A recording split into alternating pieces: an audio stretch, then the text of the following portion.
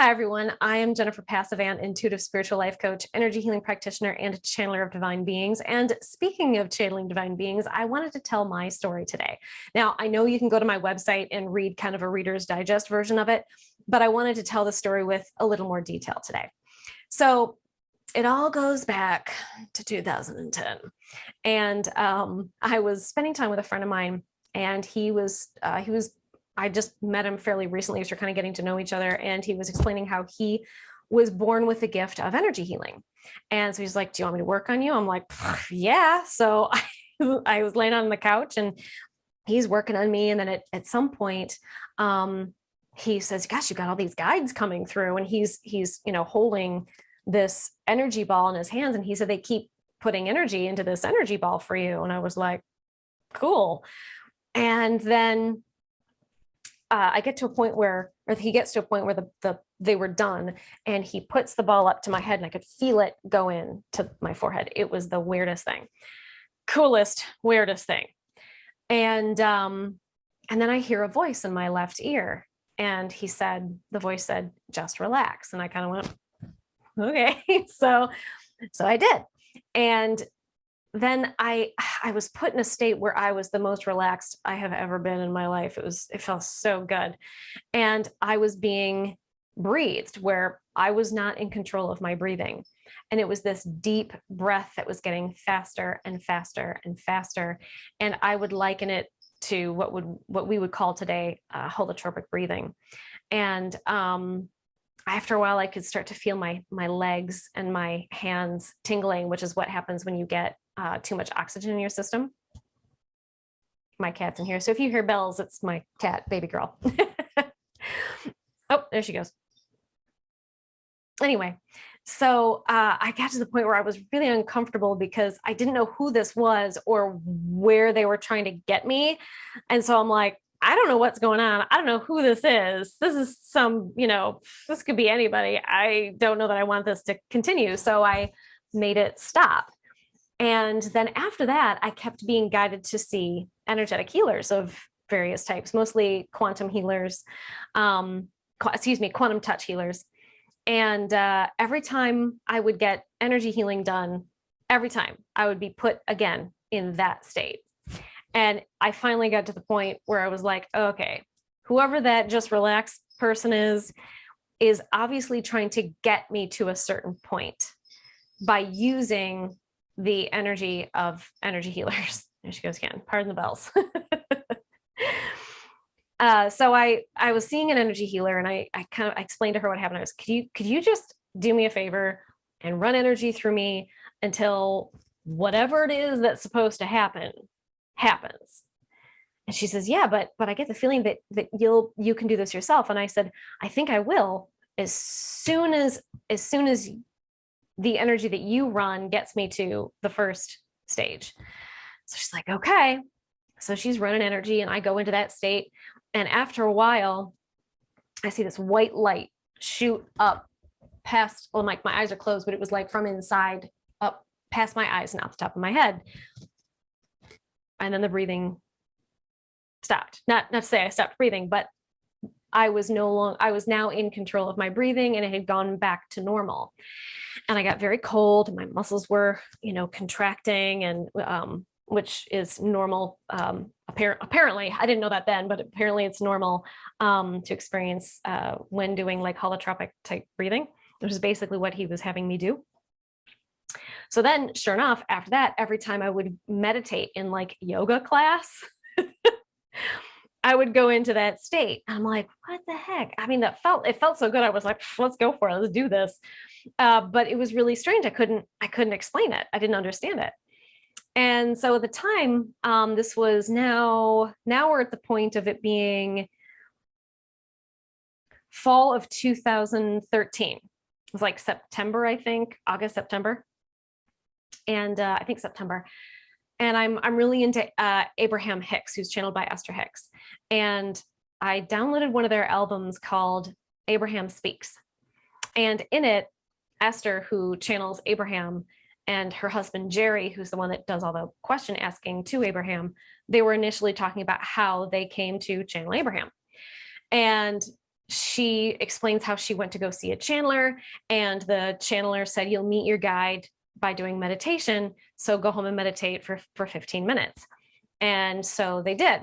And they meditated for 15 minutes, three times in a row. And on the third go, she said that she started moving her head in a way where like it was just gentle movements of the head. I think in there he was spelling his name with her nose, I think. But before that, it was that she was being breathed, was how she described it. And he said, yeah, it was like you were in a state of ecstasy. And I remember I was in the bathroom putting on my makeup when I'm listening to this, and all of a sudden I went, because I realized, oh my God, that's me. That's me. It's like being in a state of ecstasy and I'm not in control of my breathing. Holy crap. Am I channeling a divine being? Oh my God. And so I get a hold of my best friend who can talk to anybody in light. And she says, yep, you're channeling an archangel or someone who's like an archangel. And this is something you're going to do as a business. And I was like, holy crap. Okay. Well, not being able to wrap my brain around it, I went to a psychic fair, one of those fairs where they sell crystals and things, but you can get readings and healings and things. I'm all over those. So I went, and there were two psychics that I'd seen before. So I knew I could trust them. They felt like I could discern that they were legit, right? And so I saw them both, and they both said, yep, he's like an archangel. You're going to do this as a career. I was like, and actually I was also told that I would be doing my healing in England, which hasn't happened yet, but so that's what I was told. So I was like, oh my God, what? So then I called a guy who channels a divine being that, again, I felt like I could trust because I asked a question that he couldn't possibly have known the answer to, but the guy, the being knew the answer to it. It was super weird. Anyway, very cool. It was my first experience with anyone who channeled before. So it's just really interesting. Anyway, so I called him, and he's like, yep, he's in the seraphim realm. So he's like an archangel. This is something you agreed to before you incarnated. You're a team, so you both can decide what this looks like and what you do with it, blah, blah, blah. I was like, oh my God. Okay. Well, then it was Christmas Day. It was Christmas Day. We had no power. So it was, our house was being run by a tiny little generator, and there was a fire downstairs, and there was nothing really to do except like read and like play solitaire or whatever. So I was like, I'll meditate. It's a perfect time. So I'm meditating, and all of a sudden my head starts doing this on its own. And I'm like, oh my God, oh my God, oh my God, it's happening. Oh my God, it's happening. Oh my God. And I'm just letting him do his thing. And I let it go for a while, but mostly it was like head rolls. It was like head and neck rolls. And which makes sense because I've got an enormous amount of tension in my neck and shoulders. Anyway.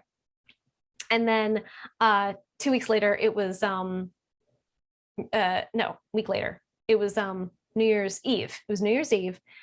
And I'm up in my bedroom, and it was well before I was going to go to the New Year's Eve party. And I remember I was in my pajamas on my bed. And I'm like, I'm going to meditate. And that was when he started vocalizing through me. I keep trying to keep the sun out of my face. Sorry. And I remember it was, he started out with, yeah, yeah, yeah. I'm closing my eyes and that's how it was. It was like, yeah, yeah, yeah, yeah, wah, wah, wah, wah. And I'm crying now, and I'm trying to text my best friend. He's talking through me because I'm crying. Yeah, yeah, yeah, yeah, wah, wah. And oh my God, I'm texting. It was so funny. Like when I think back about it, and I wasn't scared. I was crying of like overwhelm and joy. It's just so funny to think back of yeah. Anyway, I just think it was really funny. And so my best friend's like, I think he's trying to say his name. Well, sure enough, later I come to find out that he chose to call himself Ian because they don't have like names. They have to have names for our sake, right? So he named himself Ian, which is Scottish for John, which is Hebrew for gift from God. And it was kind of a nod to my Scottish heritage, which I don't really have much of, but it has like an enormous effect on my spirituality. So I embrace it wholeheartedly. Anyway, and yeah, he's in the seraphim realm.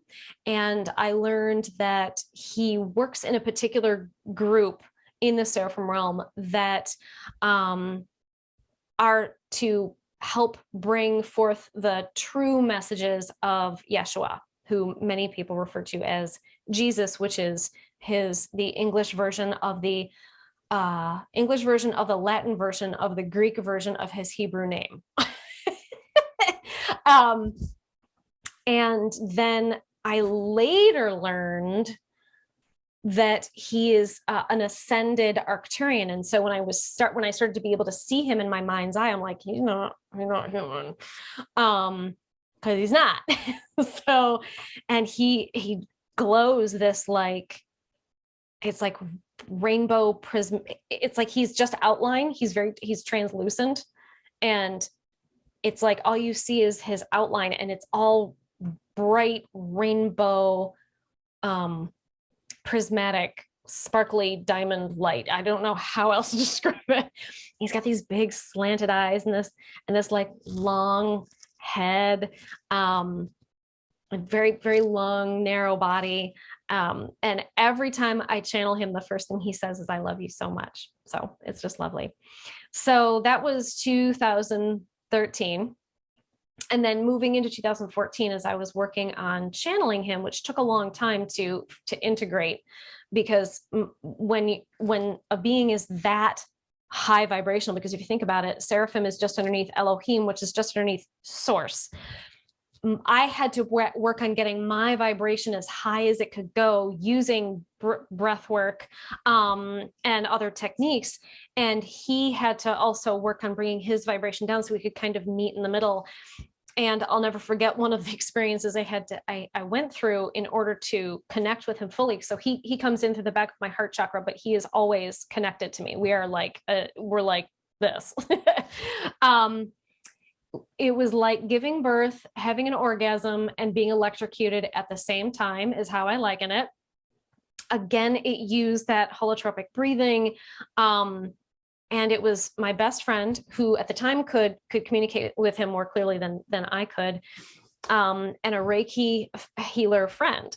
And she was putting her hands on my heart chakra to help to kind of energetically open it. And my best friend is like listening to him to relay messages to me. And I remember it started out, we were on my Reiki friend's Reiki table, and I was like, I have to get up. I know I have to get up. I can't do this laying down. And so I ended up standing, and my best friend's sitting on the couch, and all of a sudden I felt this wave of energy, and my breathing shifted. And again, it was like, and I felt the energy was so intense that all of my muscles, just like if you're being electrocuted, like clenched and were shaking, and I was yelling out loud. And so that's where it feels very like orgasmic, but also electrocution-y and orgasmic. Is very weird. So she's holding me up because I'm on the tippiest tip of my toes while all of my muscles are just, oh, it's just the weirdest thing. And that went on for a good while until I was completely pooped. And I remember Ian, my best friend would say, "Here comes another one." It's like contractions, right? It's like, here comes another one. Ah!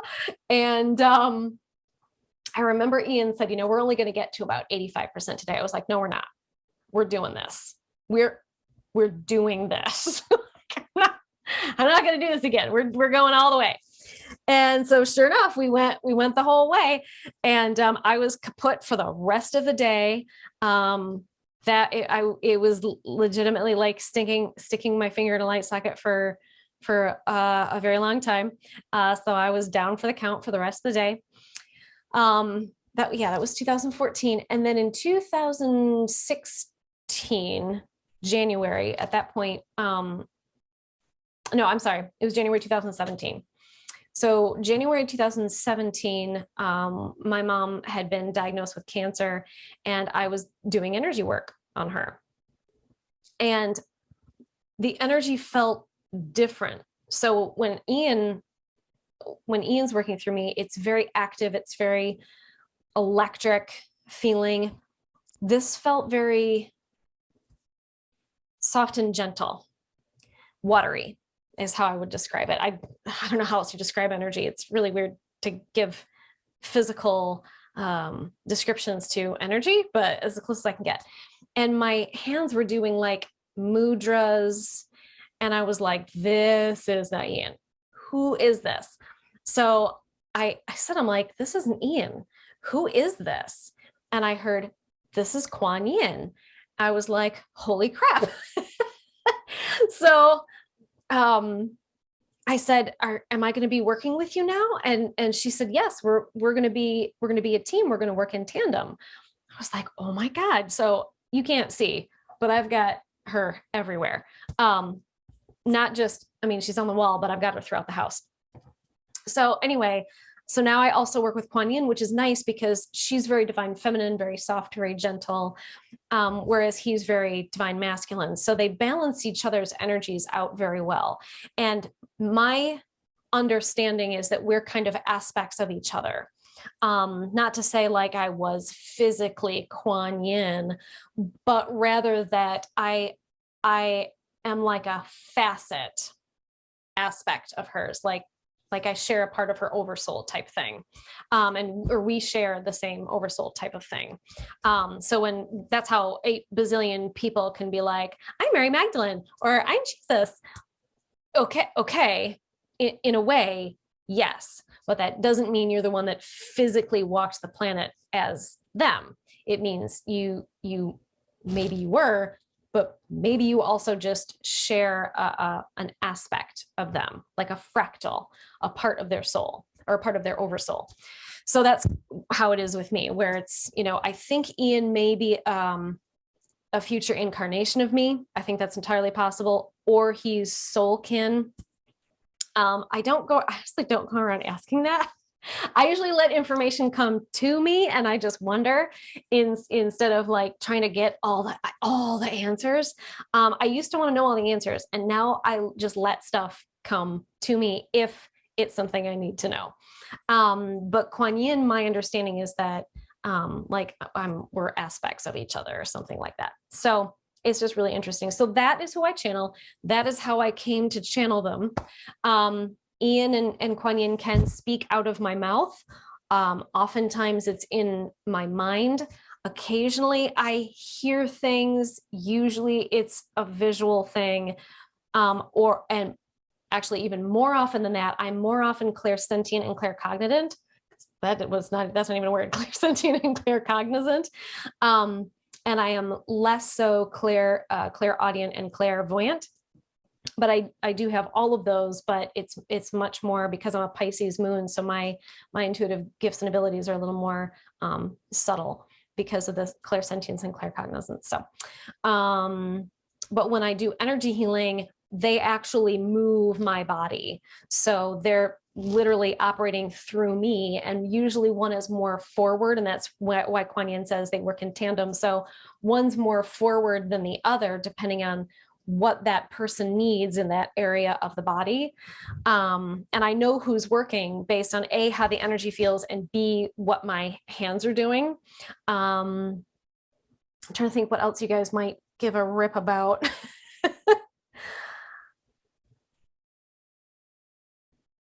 I don't know. I guess if you have any questions about me or what I do or the sessions that I provide or how I came to do what I'm doing or the beings that I work with, just put them in the comments. I'm happy to answer.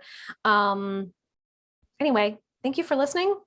I don't know if you cared, but I just thought I'd share so you guys could understand a little bit more about who I am and what I do. And the sun keeps getting in my face. So anyway, thank you again for your support. Thank you for liking, sharing, subscribing, and I will see you next time.